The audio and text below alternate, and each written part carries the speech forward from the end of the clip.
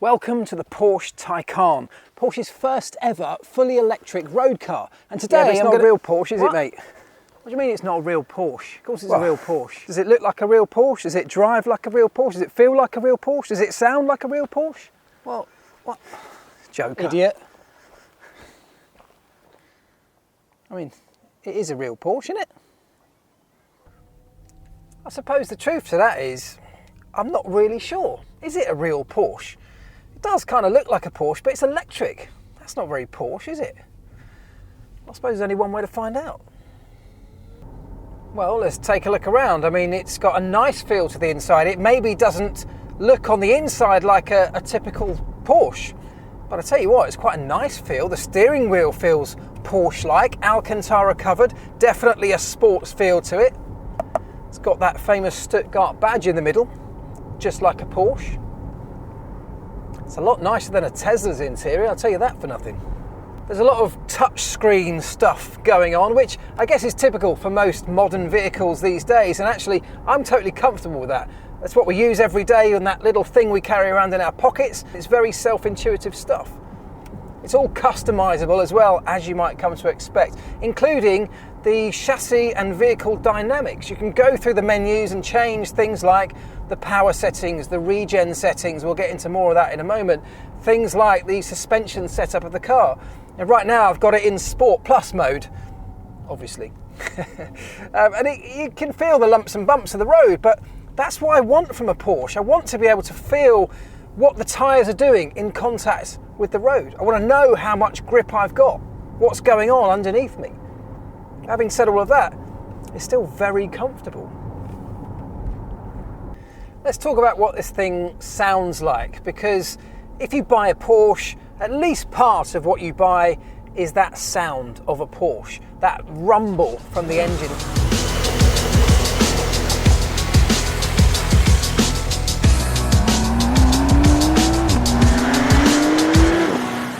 That exhaust note is something that denotes the Porsche.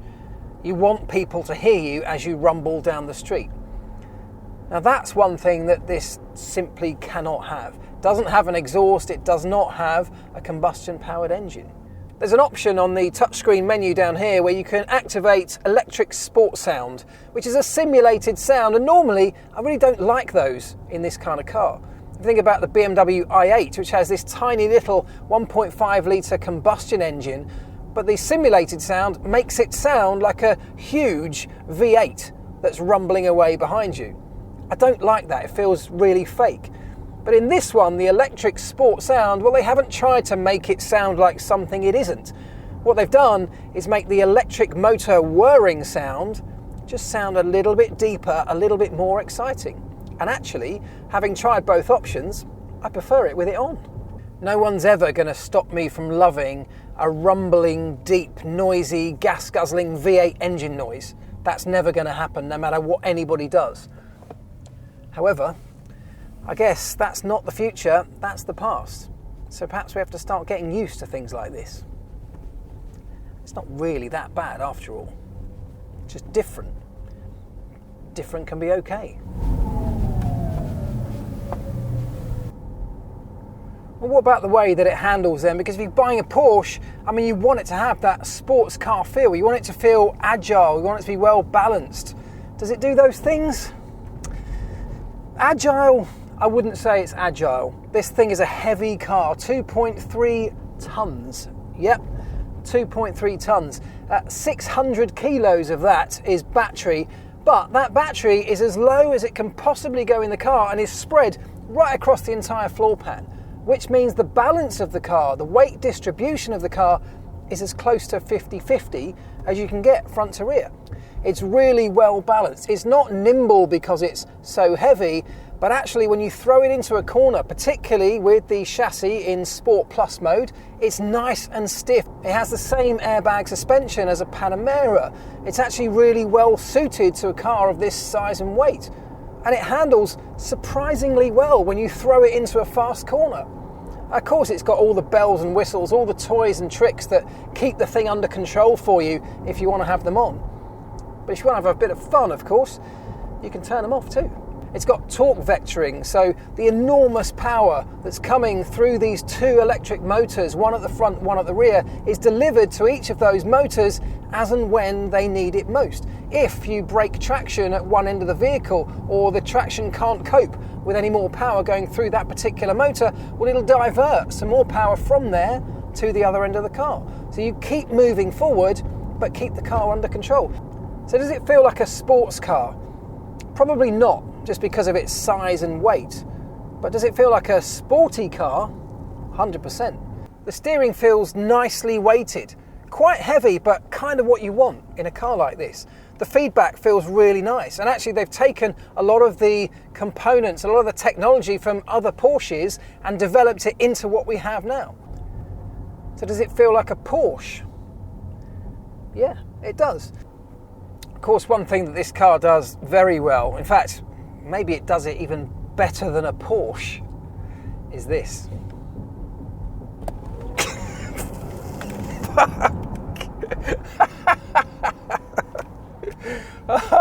Oh my God, that's mind-blowingly quick, unbelievably fast. That just literally throws you back into the seat. And if it wasn't for the clever electronics and the clever gadgets and gizmos on board this car, not many humans would be able to hang on to that. So this one's the Taycan Turbo, one step down from the all-singing, all-dancing Turbo S.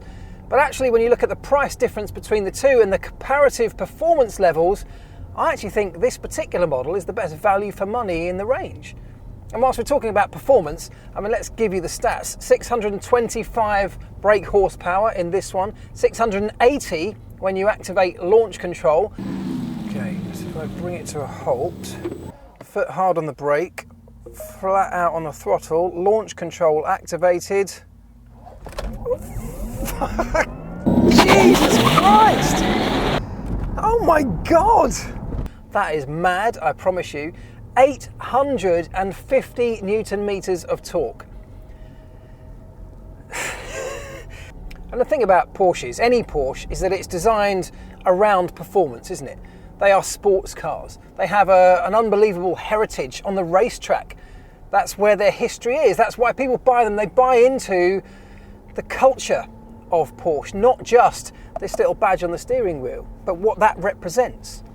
And when Porsche set out to design this particular car, even though it was going to be electric, even though it was a huge departure from anything that Porsche had done before, the original concept was always centered around performance. It had to be performance and Porsche first, electric car second.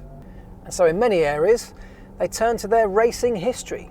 And when it comes to motorsport, you can't look much past the 919 as perhaps Porsche's biggest success in recent times. And that, of course, was a hybrid. It employed electric motors to give a lot of its power and its regenerative braking. And one of the biggest areas where Porsche say the learnings from the racetrack have really helped in this car are when it comes to things like temperature management.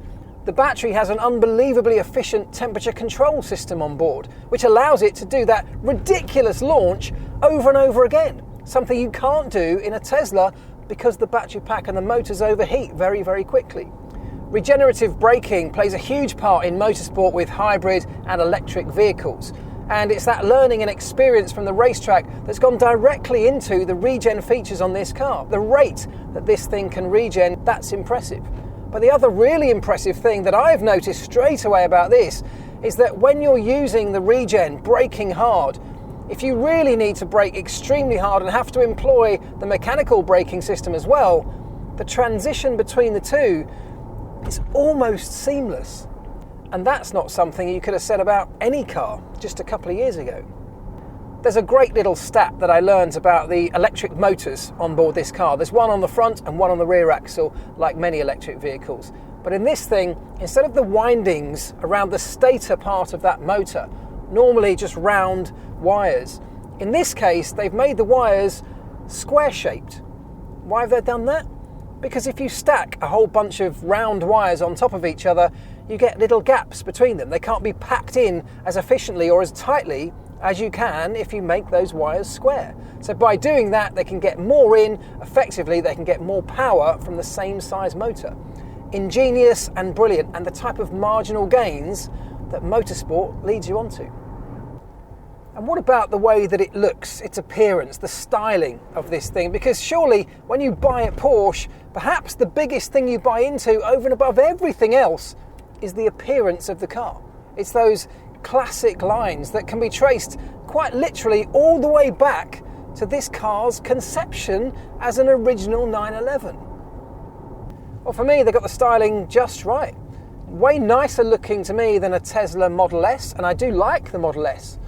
But this is a futuristic car that pays tribute to its past, to its heritage. And I think Porsche, the Porsche family, Porsche owners of the future will really like that.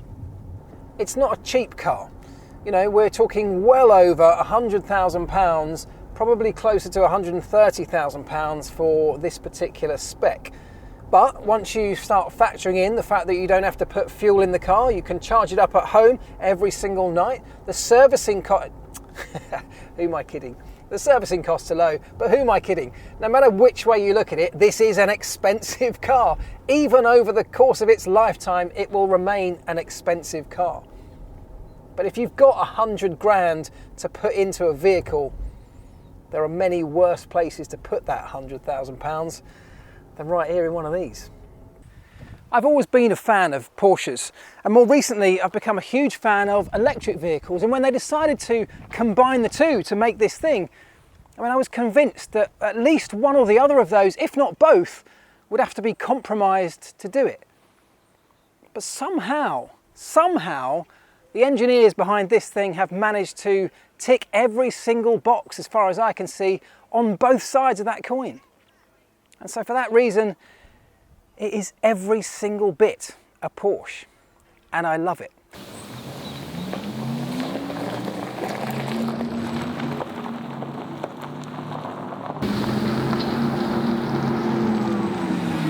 Hey mate, it is a real Porsche.